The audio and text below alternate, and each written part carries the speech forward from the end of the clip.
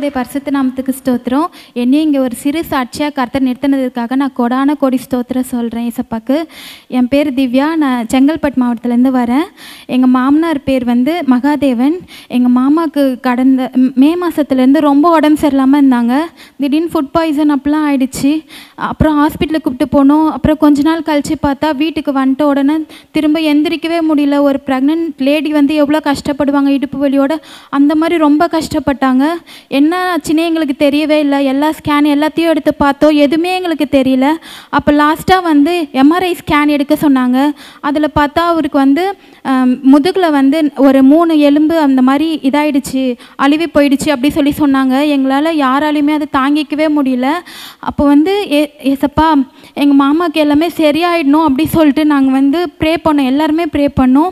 அப்போ பெரம்பூர் ஹாஸ்பிட்டலுக்கு கூப்பிட்டு போனாங்க. அங்கே கூப்பிட்டு போய் 15 நாள் அவருக்கு பின்னாடி சேர்த்தவங்க எல்லாருக்குமே ஆப்ரேஷன் பண்ணி எல்லாருமே வந்துட்டாங்க. ஆனால் மாமாவுக்கு மட்டும் ஆப்ரேஷன் பண்ண ரொம்ப டிலே பண்ணாங்க.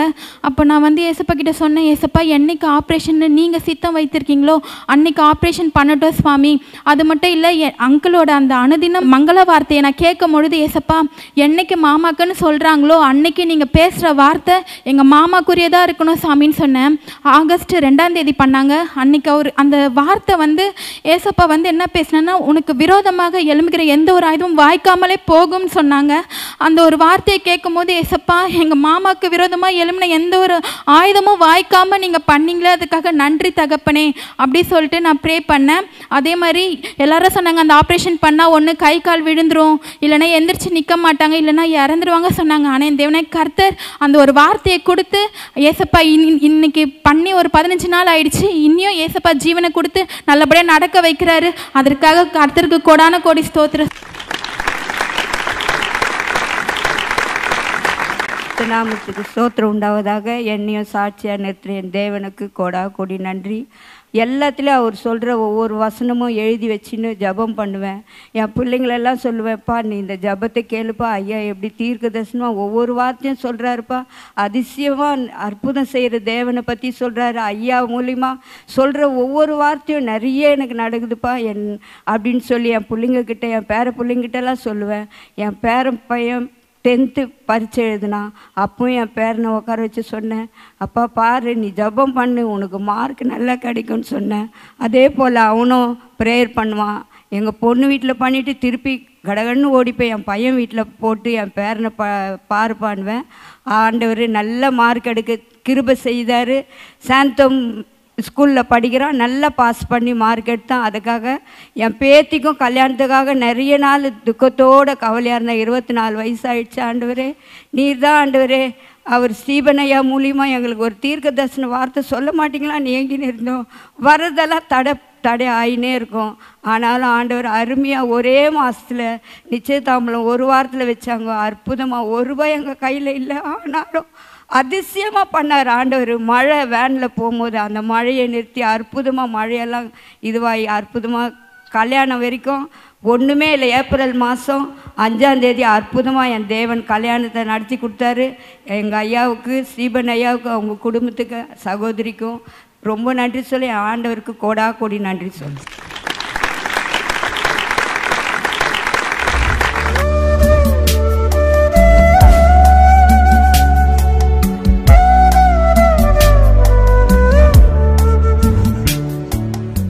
கிறிஸ்துவுக்குள் மிகவும் பிரியமான எனதருமை சகோதர சகோதரிகளே, நம்மை சிருஷ்டித்தவரும் நம்மை உண்டாக்கினவரும் நம்மை ஒருபோதும் மறந்து போகாதவருமாகிய இயேசு கிறிஸ்துவின் இணையற்ற நாமத்தினாலே உங்கள் எல்லாரையும் வாழ்த்தி ஆசீர்வதிக்கிறேன். அல்லேலூயா. இப்பொழுது நாம் இந்த நாளின் மங்கள வார்த்தைக்கு நேராக கடந்து செல்வோம். வாசிக்கலாம். யோவான் எழுதின சுவிசேஷம் 19ஆம் அதிகாரம் 25 முதல் 27 வரை உள்ள வசனங்கள் வாசிப்போமா? இயேசுவின் சிலுவையின் அருகே அவருடைய தாயும் அவருடைய தாயின் சகோதரி கிளையோப்பா மரியாளும் மகதலேனா மரியாளும் நின்று கொண்டிருந்தார்கள். அப்பொழுது இயேசு தம்முடைய தாயையும் அருகே நின்ற தமக்கு அன்பாயிருந்த சீஷனையும் கண்டு தம்முடைய தாயை நோக்கி, ஸ்திரீயே அதோ உன் மகன் என்றார். பின்பு அந்த சீஷனை நோக்கி, அதோ உன் தாய் என்றார். அந்நேரம் முதல் அந்த சீஷன் அவளை தன்னிடமாய் ஏற்றுக்கொண்டான். அந்த நேரம் முதல் அந்த சீஷன் அவளை தன்னிடமாய் ஏற்றுக்கொண்டான். இயேசு கிறிஸ்து தீர்க்க தரிசன வார்த்தைகளை நிறைவேற்றினதோடு நிறுத்தாமல் தன்னுடைய குடும்ப பொறுப்புகளை சரியாய் நிறைவேற்றி முடித்து இந்த உலகத்திலே தன்னுடைய ஜீவனை நமக்காக கொடுத்தார். இந்த வசனம் சொல்லுகிறது, இயேசு கிறிஸ்து சிலுவையிலிருந்து கீழே பார்க்கும் பொழுது அந்த சிலுவை அடிவாரத்திலே சிலர் நிற்கிறார்கள். அதில் ரொம்ப முக்கியமானது யாருன்னா அவருடைய சொந்த தாயாகிய மரியாள். ரெண்டாவது அந்த தாய் மரியாளுடைய சகோதரி கிளையப்பா மரியாள். மூன்றாவது மகதலேனா மரியாள். அப்படின்னா 3 மரியாள்கள் நிற்கிறாங்க. அது மட்டும் இல்லை, இன்னொரு சுவிசேஷகன் எழுதும் பொழுது சலோமே என்கிற ஒரு ஸ்திரீ அவன் இருக்கிறா. அதை விட்டாச்சுன்னா யார் நிற்கிறான்னா ஆண்டவர் மிகவும் நேசித்த சீடனாகிய யோவான். இவங்களை விட்டால் கலிலேயாவிலே இயேசுவோடு ஊழியம் செய்த சில ஸ்திரீகள், இவங்க மட்டும்தான் சிலுவை அடிவாரத்திலே வேதத்திலே முக்கியமாக சொல்லப்பட்ட அந்த கதாபாத்திரன் பார்த்திங்கன்னா இவங்க நிற்கிறாங்க. அதை விட்டாச்சுன்னா பொது ஜனங்கள் தான் நின்று கொண்டிருக்கிறார்கள். இந்த சூழ்நிலையில் இன்னும் கொஞ்ச நேரத்திலே தன்னுடைய ஜீவனை ஒப்பு கொடுக்க வேண்டிய நேரம் வந்துவிட்டது, எல்லா தீர்க்க தரிசனங்களின் நிறைவேறுதலும் வந்துவிட்டது என்று சொல்லிட்டு எல்லாத்தையும் நிறைவேறிட்டு என் குடும்ப பொறுப்பை மட்டும் நான் நிறைவேற்றாமல் எப்படி போகிறது, என் தாயை சேர்க்க வேண்டிய இடத்துல பொறுப்பாக சேர்க்கணுன்னு ஒரு பொறுப்புள்ள பிள்ளையாக இயேசு சிலுவையிலே தொங்கி கொண்டிருக்கிறார். அவர் சிலுவையிலிருந்து கீழே பார்க்குறார். எல்லா தீர்க்க தரிசன வார்த்தைகள் நிறைவேறிட்டு கடைசியாக குடும்பத்தை அம்போன்னு விட்டுட்டு போகக்கூடாது, தன்னுடைய தாயை அம்போன்னு விட்டுட்டு போகக்கூடாது. என்னை குறித்து என் தாய் எவ்வளவோ கனவு கண்டிருப்பாள், என்னை குறித்து என்னுடைய தாய்க்கு எவ்வளவோ எதிர்பார்ப்பு இருந்திருக்கும். இந்த சூழ்நிலையில் நான் சிலுவையில் கதறிக்கொண்டிருக்கிறதை என் தாய் பார்த்து துக்கப்படுகிறாளே என்று சொல்லி தாயினுடைய முகத்தை பார்த்து அவருடைய இருதயம் மிகவும் வேதனைப்பட்டது. ஏமாற்றத்தோடு நிற்கிற தாயை பார்த்த இயேசு கிறிஸ்து அவர்களை நல்லபடியாக சேர்க்க வேண்டிய இடத்துல சேர்க்கணுன்னு ஆண்டவர் விரும்பினார். இந்த சிலுவையிலிருந்து கீழே பார்க்கும் பொழுது ஆண்டவருக்கு நிறைய ஏமாற்றம் கிடச்சிது. என்ன தெரியுமா, ஒரு அம்மா சிலுவைக்கு அடியில் நிற்கிறது சாதாரண காரியம், யார் வேணாலும் விட்டுட்டு போகலாம். ஆனால் தாய் எந்த பிள்ளையை விட்டுட்டு போக மாட்டா. வியாதியாக இருந்தாலும் சரி, தூக்கி எடுக்க முடியாத அளவுக்கு அலங்கோலமாக இருந்தாலும் சரி, தாய் மட்டும் அந்த பிள்ளையை விட்டுட்டு எங்கேயும் ஓட மாட்டா. அது சரியான காரியம். ஆனால் உன்னுடைய மிகவும் நெருக்கமான சீசன் யோவான் இயேசுவின் மார்பலை சார்ந்திருந்தவன் அங்கே நின்னான். ஆனால் ஆண்டவருக்கு நிறைய பேர் ஏமாத்திட்டாங்க. ஆண்டவர் இயேசுநாதர் நிறைய பேர் ஏமாத்திட்டாங்க. சகைவை ரட்சிப்பதற்காக வீட்டிற்குள்ளே என் ஆண்டவர் போனார். பாவிக வீட்டில் போறாருன்னு சொல்லி எல்லாரும் இயேசுவை குறித்து தவறாக பேசினார்கள். ஆனால் இயேசு அதெல்லாம் பொருட்படுத்தல. சகைவை மதிச்சு வீட்டுக்கு போனாரு. ஆனால் அந்த சகைவு பெரிய ஆபீசர் தானே. இயேசு கிறிஸ்து சிலுவையின் அடியில் அட்லீஸ்ட் ஒரு சொட்டு கண்ணீர் வடிச்சிருக்கலாமே. ஐயோ ஆண்டவரே, என்னை ரட்சித்த தெய்வமே என்று சொல்லி கீழே கதறி இருக்கலாம். ஆனால் இயேசுக்கு ஒரு பெரிய மாற்றம். சகைவில்லை, சரி சகையில் பரவாயில்லைங்க. ஜெப ஆலய தலைவன், அவனுடைய பிள்ளை 12 வயசு பிள்ளை செத்து போனதுக்கு பிறகு உலகமே இருண்டு போன நிலைமையில் அவன் செத்து போயிட்டான்னு சொல்லி செய்தி வந்தியும் அதையும் தாண்டி அந்த ஜெப ஆலய தலைவனை மதிச்சு வீட்டுக்கு போய் செத்து போன பிள்ளைய உயிரோடு எழுப்பி தகப்பன்ட்ட கொடுத்து ஒரு பெரிய சந்தோஷத்தை கொடுத்தனே. மேலேருந்து கீழே பார்க்கிறார், எங்கேயாவது ஜெப ஆலய தலைவர் நிற்கிறாரா? இயேசு கிறிஸ்து சிலுவையில இருந்து பார்க்கிறார், அங்கே ஜெப ஆலய தலைவரை பார்க்க முடியவில்லை. ஒரு பெரிய ஏமாற்றம் அவருக்கு. இவ்வளோ பெரிய ஒரு காரியத்தை செய்தேன், அவன் அங்கே காணுமே. சரி பரவாயில்லை, அந்த நாயன் ஒரு விதவை எங்கேயாவது நிற்கிறாரான்னு பார்க்குறாரு. அந்த விதவையனுடைய பிள்ளை, அவருடைய எதிர்காலம் இருண்டு போய் பிள்ளை செத்து போய் அந்த கொஞ்ச நேரத்தில் கொண்டு போய் அவனை அடக்கம் பண்ண போகிற நேரத்தில் வழியில் அவருடைய கண்ணீரை துடைத்து செத்து போன வாலிப பிள்ளைய உயிரோடு எழுப்பி கொடுத்தரு. அந்த வாலிப தம்பி எங்கேயாவது நிற்கிறான்னு பார்க்கிறாரு. பாடையை தொட்டு சுகப்படுத்திருந்த பிள்ளை எங்கேயாவது நிற்கிறான்னு பார்க்கிறாரு. என் இயேசுவுக்கு பெரிய ஏமாற்றம். அவனை காணல, அந்த உதவியை பார்க்க முடியல. ரொம்ப பெரிய ஏமாற்றம்.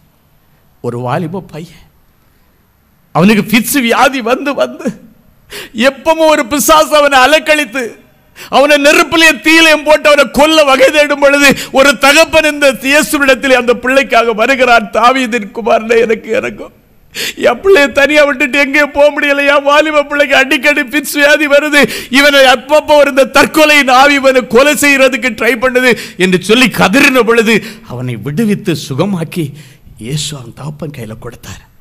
அந்த தகப்பன் எங்கேயாவது நிற்கிறாரான்னு பார்க்குறாரு, இல்லை, ஒரே ஏமாற்றம். அந்த தம்பி எங்கேயாவது நிற்கிறாரான்னு பார்க்குறாரு, இல்லை, ஏமாற்றம். அந்த ஏமாற்றத்தின் வேதனையில் நிற்கும் பொழுது அவர் கீழே பார்த்தோன்னே ஒரே ஒரு சந்தோஷம் என்னன்னா, அவரோடு ஊழியம் செய்கிற சில ஸ்திரீகள் அந்த இடத்துல நின்று கொண்டிருந்தார்கள்.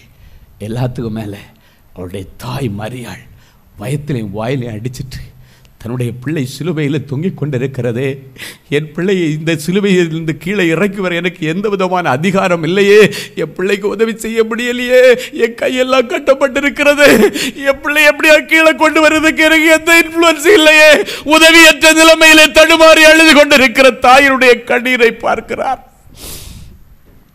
மறுபக்கத்தில் கதறிட்டு இருக்கிற சீசன், எனக்கு ரொம்ப பிடிச்ச இயேசு கிறிஸ்துவாச்சே, என்னால் ஒன்றும் பண்ண முடியலையே, கைகள் கட்டப்பட்ட நிலைமை. அப்பொழுதுதான் இயேசு சிலுவையிலிருந்து பார்த்துவிட்டு தன்னுடைய குடும்ப பொறுப்புகளை நிறைவேற்றாமல் இந்த உலகத்தில் கண்ணை மூடக்கூடாது என்பதை அறிந்து தன்னுடைய 30 வயது வரைக்கும் அப்பா அம்மாவுக்கு பொறுப்புள்ள பிள்ளையாக இருந்து ஒரு பிள்ளை தன் தகப்பன் தாய் குடும்பத்திற்கு என்னென்ன செய்ய வேண்டுமோ அத்தனையும் செய்தார். கடைசி 3.5 வருஷங்கள் தான் ஆண்டவர் இயேசு தன்னுடைய ஊழியத்திற்காக வந்தார். ஊழியத்திற்கு வந்ததற்கு பிறகும் தன்னுடைய கடைசி நேரத்தில் தாய்க்கு சேஃப்டி ஏதாவது ஒரு செட்டில்மெண்ட் கொடுக்கணும்னு சொல்லி என் ஆண்டவர் விரும்பினார். எனவே தான் தன்னுடைய ரொம்ப நெருக்கமான நம்பிக்கைக்குரிய பேதுரு அங்கே இல்லை. ஏன் தெரியுமா? எப்போ அவன் மறுதளிப்பான்னு தெரியாது. அதனால் பேதுரு அந்த இடத்துல இல்லை.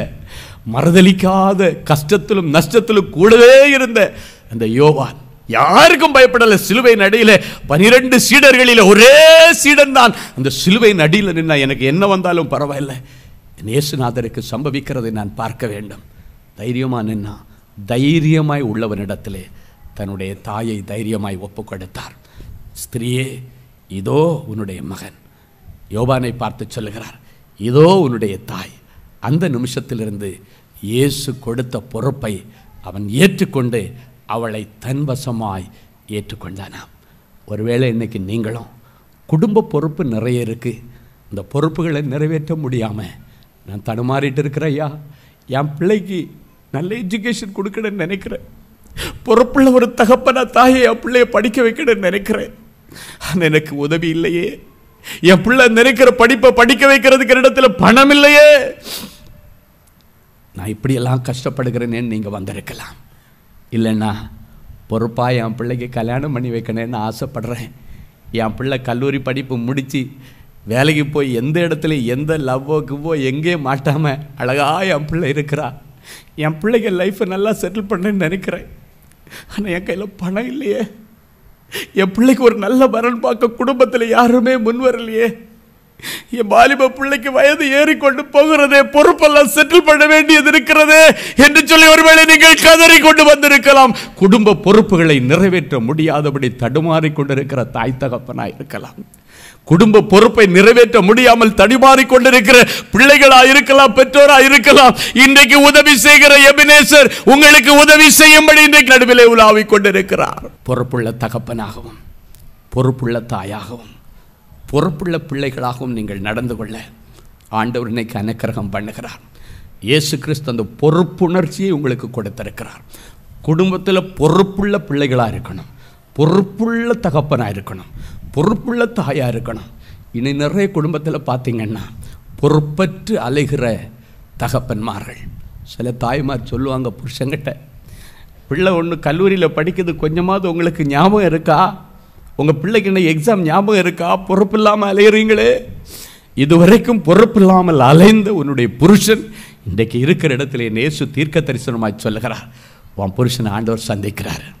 இன்னைக்கு நைட்டு வீட்டுக்கு வரும்போது இதுவரை இல்லாத அளவுக்கு பொறுப்பாக பிள்ளைக்கு தேவையான ரொம்ப நாள் கேட்டுட்டு இருந்த ஒரு லேப்டாப்போ, உன் பிள்ளைக்கு ரொம்ப நாளாக கேட்டுட்டு இருந்த ஏதோ ஒரு பொருளை வாங்கிட்டு அந்த பொறுப்புள்ள புருஷனாகவும் பொறுப்புள்ள தகப்பனாகவும் மாறிட்டுன்றதை இன்றைக்கு நிரூபிக்கும்படியாக காரியங்கள் மாறுதலாய் முடியும். அல்லேலூயா.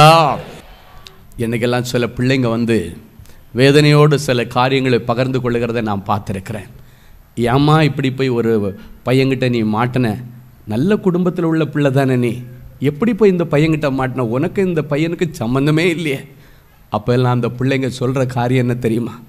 போங்க அங்கள், எங்கள் அப்பா அம்மா பொறுப்பு இல்லாமல் என்னை விசாரிக்கலை, சாப்பிட்டியான்னு கேட்கல, அன்பு செலுத்த எனக்கு யாருமே இல்லை. அந்த நேரம் பார்த்து அவன் ரொம்ப அன்பு காட்டுற மாதிரி என்கிட்ட நடித்தாங்க. எனக்கு அன்புக்கு ஒரு மார்பு தேவைப்பட்டது. என் தாய் தகப்பனிடத்தில் அந்த அன்பு கிடைக்கலங்கள்.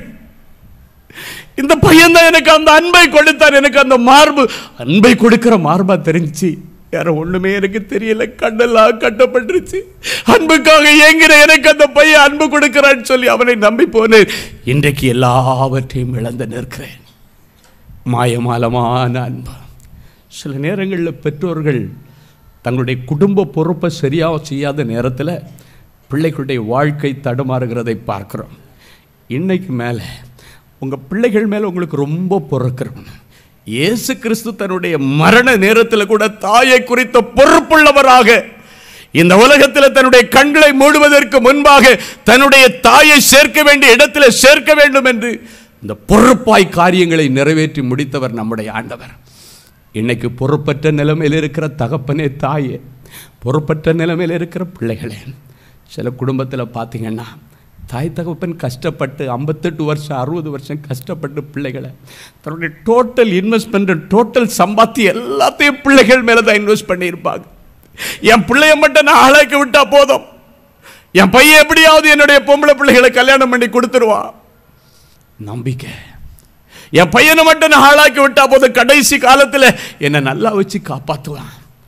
ஆனால் இன்றைக்கு எத்தனையோ வாலிப தம்பிமார்கள் தங்கச்சிமார்கள் பொறுப்பற்ற நிலைமையில் தாய் தகப்பனுடைய அன்பை மறந்து தன்னுடைய வாழ்க்கை மட்டும் செட்டிலானா போதுன்னு சொல்லி ஏதோ ஒரு தேசத்தில் போய் இருந்துட்டு தாய் தகப்பனுக்கு கடிதம் எழுதாத பொறுப்பற்ற பிள்ளைகள், தாய் தகப்பனுக்கு ஃபோன் பண்ணாத பொறுப்பற்ற பிள்ளைகள்.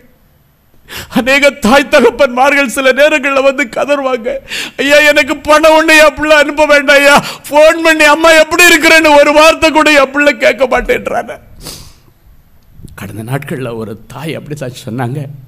மாமியார் வீடு வரைக்கும் வந்தா, மனைவியை கொண்டு விட்டுட்டு போதா, 2 கிலோமீட்டர் தூரத்தில் தான் ஐயா வீடு இருக்கு. நான் என்ன ஐயா பிள்ளைக்கு பாவம் பண்ணேன், ஏர்போர்ட்டில் வந்து என்ன பார்த்துட்டு போமான்னு சொல்லி ஏர்போர்ட்டுக்கு வர சொல்லிட்டு ஏர்போர்ட்டுக்கு போனால் நான் போகிறதுக்குள்ளால உள்ளே போயிட்டாயா, நான் என்ன பாவம் பண்ணினேன்.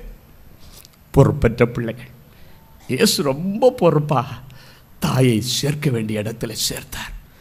அவரிடத்தில் நான் கற்றுக்கொள்ள வேண்டிய காரியம், குடும்ப பொறுப்புகளை சரியாய் நிர்வகிக்க இயேசுவே உம்மை போன்ற பொறுப்புணர்ச்சி எனக்கு தாரும் என்று சொல்லி இன்றைக்கு நம்ம ஆண்டவரிடத்தில் கேட்டு அந்த பொறுப்பை நாம் பெற்றுக்கொண்டு இந்த நாட்களுக்கு பிறகு ஆண்டவருக்கு முன்பாக அந்த காரியத்தில் உண்மை முத்துவமாய் நடந்து ஆண்டவருக்கு முன்பாக அந்த காரியத்தை சரிவர செய்து ஆண்டவருடைய அனுக்கிரகத்தை நாம் பெற்றுக்கொள்ள வேண்டும். ஹல்லேலூயா. முதலாவது, வேத வாக்கியங்கள் யாவற்றையும் நிறைவேற்றி முடித்த இயேசு. 2வது, குடும்ப பொறுப்புகளை நிறைவேற்றி முடித்த இயேசு. 3வது, தேவ சித்தத்தை நிறைவேற்றி முடித்த இயேசு. வாசிக்கலாம் ஏசாயா 53:10. கர்த்தரோ அவரை நொறுக்க சித்தமாக்கி அவரை பாடுகளுக்கு உட்படுத்தினார். அவருடைய ஆத்துமா தன்னை குற்ற நிவாரண பலியாக ஒப்புக் கொடுக்கும் போது அவர் தமது சந்ததியை கண்டு நீடித்த நாளாயிருப்பார். கர்த்தருக்கு சித்தமானது அவர் கையினால் வாய்க்கும். கர்த்தரோ அவரை நொறுக்க சித்தமாகி அவரை பாடுகளுக்கு உட்படுத்தினார். தேவ சித்தம் இந்த பூமியிலே ஆண்டவராகிய இயேசு கிறிஸ்து நொறுக்கப்பட்டு அடிக்கப்பட்டு உங்களுக்காக எனக்காக பிழியப்பட்டு தன்னுடைய ஜீவனை கொடுத்து நம்மை மீட்டுக்கொள்ள வேண்டும் என்பது தேவ சித்தமும் தேவ திட்டமும். அந்த தேவ சித்தத்தையும் திட்டத்தையும் துல்லியமாக நிறைவேற்றி முடித்தவர் நம்முடைய இயேசு கிறிஸ்து. தேவ சித்தத்தை நிறைவேற்றி முடித்தவர். யோவான் 17:4 சொல்லுகிறது, பூமியிலே நான் உம்மை மகிமைப்படுத்தினேன், நான் செய்யும்படி நீர் எனக்கு நியமித்த கிரியையை செய்து முடித்தேன். நான் செய்யும்படி நீர் எனக்கு நியமித்த கிரியையை செய்து முடித்தேன். மனநிறைவோடு இயேசு சொல்லுகிறார். இதிலிருந்து ஆண்டவர் நமக்கு என்ன பாடத்தை கற்றுக் கொடுக்கிறார்னா, இந்த உலகத்தில் தேவ சித்தத்திற்கு உங்களை நீங்கள் ஒப்புக் கொடுக்கணும். சீடர்கள் நான் எப்படி ஜெபிக்கணும்னு ஆண்டவரிடத்தில் கேட்கும் பொழுது இவ்விதமாய் ஜெபியுங்கள்னு சொல்லி ஒரு மாடல் பிரேயரை இயேசு கிறிஸ்து தன்னுடைய சீடர்களுக்கு கற்றுக் கொடுத்தார். அதில் ஒரு லைன் இப்படியாய் வரும், உம்முடைய சித்தம் பரலோகத்திலே செய்யப்படுவது போல பூமியிலும் செய்யப்படுவது. அப்படி என்னன்னா, உம்முடைய சித்தம் பரலோகத்திலே செய்யப்படுவது போல என்னுடைய வாழ்க்கையிலும் செய்யப்படுவதாக. கற்றுக் கொடுத்த ஆண்டவர் அதை தன்னுடைய வாழ்க்கையிலே கடைபிடித்தார். தேவ சித்தம், தேவ சித்தத்தை துல்லியமாக நிறைவேற்ற தன்னை ஒப்பு கொடுத்தார். இன்றைக்கு எத்தனை பேர் தேவ சித்தத்தை நிறைவேற்ற உங்களை ஒப்பு கொடுக்கிறீர்கள்? நிறைய பேர் பார்த்தீங்கன்னா ஒரு குறிப்பிட்ட வயசு வந்தோடனே தேவ சித்தம் இருக்கா இல்லையா ஒன்றும் கேட்கறது இல்லை. இந்த கம்பெனிக்கு போகலாமா, தேவ சித்தம் இருக்கா கேட்க மாட்டாங்க.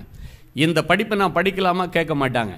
தேவ சித்தம் இல்லைங்க, அவங்களுக்கு விரும்பினதை ஆண்டவர் சீல் போட்டு சைன் போட்டு கையில் கொடுத்துடணும், இதுதான் எல்லாருடைய ஆசை. அப்படி அல்ல.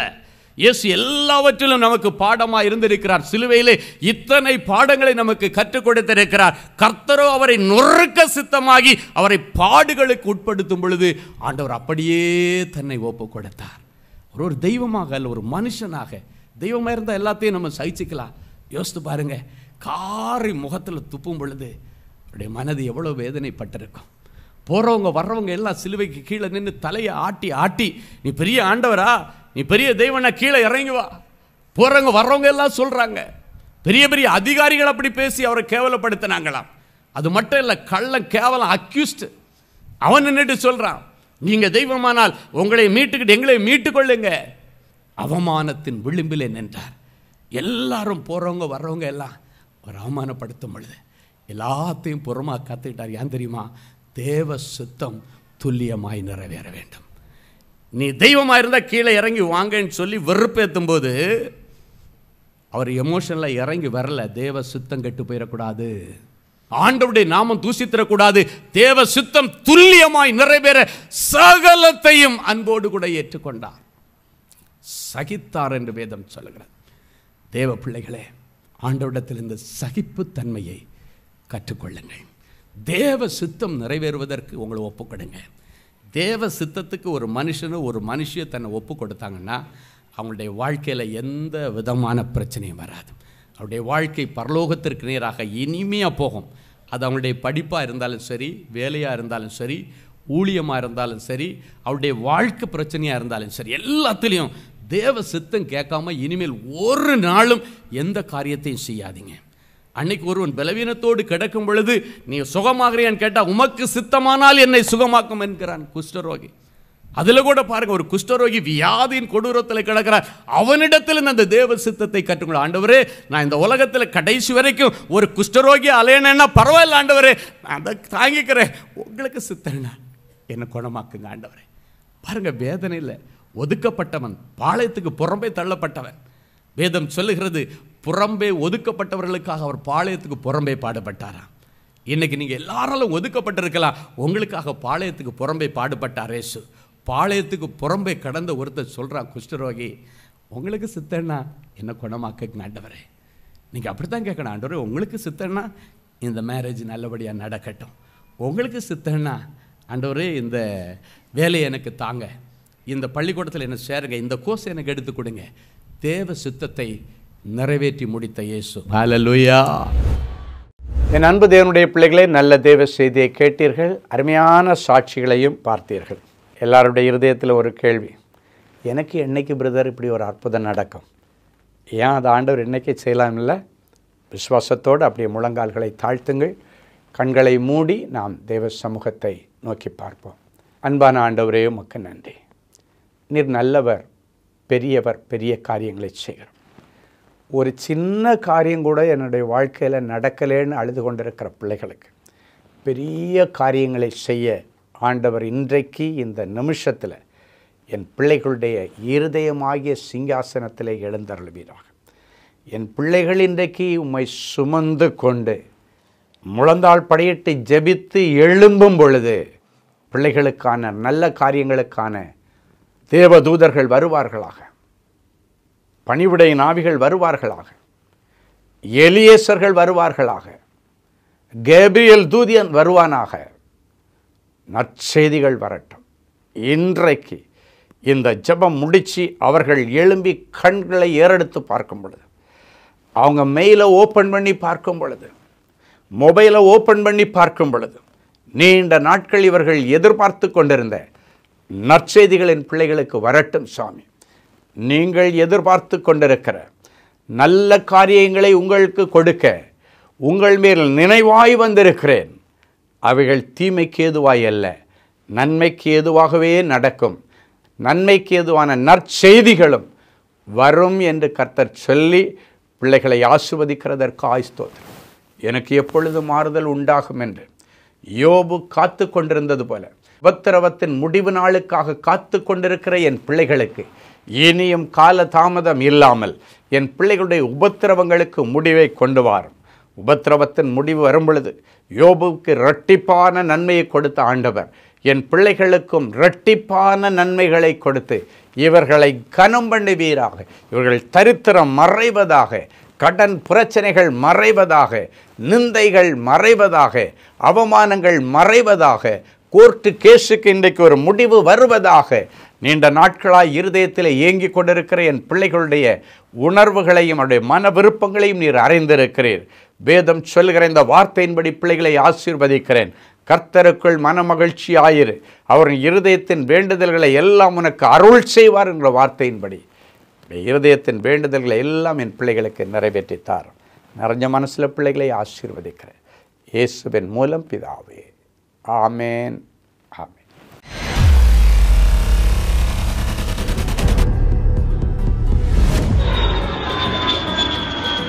தேவனின் அன்பு ஊழியங்கள் நடத்தும் இஸ்ரேல் தேச புனித பயணம். அன்பானவர்களே, ஆண்டவராகிய இயேசு கிறிஸ்து பிறந்து வளர்ந்து ஊழியம் செய்து மரித்து அடக்கம் பண்ணப்பட்டு உயிரோடு எழுந்த புனித ஸ்தலங்களை கண்டு மகிழ இதோ ஓர் அரிய வாய்ப்பு.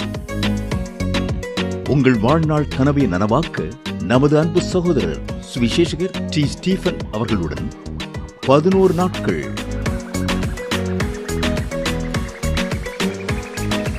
எகிப்து,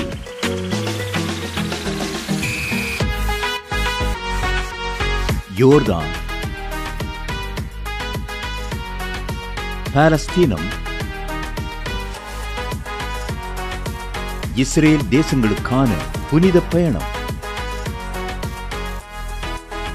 2025 ஆண்டிற்கான இந்த புனித பயணமானது வருகிற மே மாதம் 19ஆம் தேதி முதல் 29ஆம் தேதி முடிய 11 நாட்கள் நடைபெறுகிறது. இது ஒரு சாதாரண சுற்றுலா அனுபவம் அல்ல. இயேசு கிறிஸ்துவின் பாதங்கள் பதிந்த இடங்கள் உங்களுடைய பாதங்களும் பதியும்படிக்கு அவருடைய கரங்களை பிடித்து நடக்கிற ஓர் உன்னத அனுபவம். மேலும் விவரங்களுக்கு தொடர்பு கொள்ள செல்போன் எண்கள் 7299147999 மற்றும் 9841437999. Email exodusholytours@gmail.com. Website www.exodusholytours.com. கிறிஸ்துவுக்குள் அன்பானவர்களே, ஆண்டவராகிய இயேசு கிறிஸ்துவின் இனிய நாமத்தில் அன்பின் வாழ்த்துக்கள்.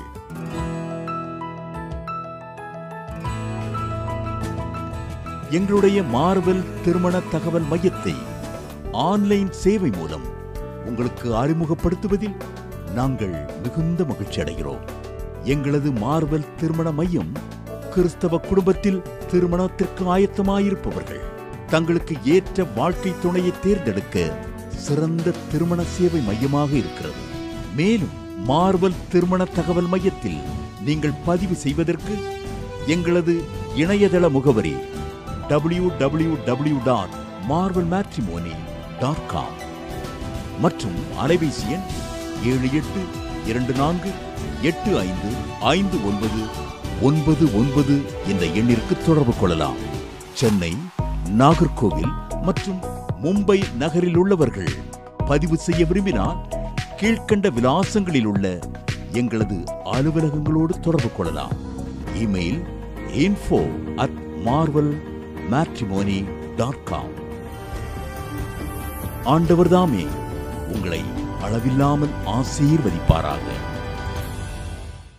அன்பு தேவனுடைய பிள்ளைகளே, இந்நிகழ்ச்சியின் மூலம் நீங்கள் பெற்றுக்கொண்ட ஆசீர்வாதங்களையும் உங்கள் ஜெப விண்ணப்பங்களையும் அனுப்ப வேண்டிய முகவரி தேவனின் அன்பு ஊழியங்கள், எண் 340B பார் 1A 3B1 Vinayak avenue, OMR road, Okkiyam, Thoraipakkam, Chennai 600097. இது இந்தியன் ஆயில் பெட்ரோல் பங்க் எதிரில் அமைந்துள்ளது மற்றும் காக்னிசன்ட் டெக்னாலஜி சொல்யூஷன்ஸ் அருகிலும் அமைந்துள்ளது. மின்னஞ்சல் prayer@godsloveministries.co.in. எங்களது இணையதளம் www.godsloveministries.co.in. மேலும் 24 மணி நேர ஜெப உதவிக்கு 04454547999 மற்றும் 9941950999 என்ற எண்களுக்கு தொடர்பு கொள்ளுங்கள். கர்த்தர் தாமே உங்களை ஆசீர்வதிப்பாராக.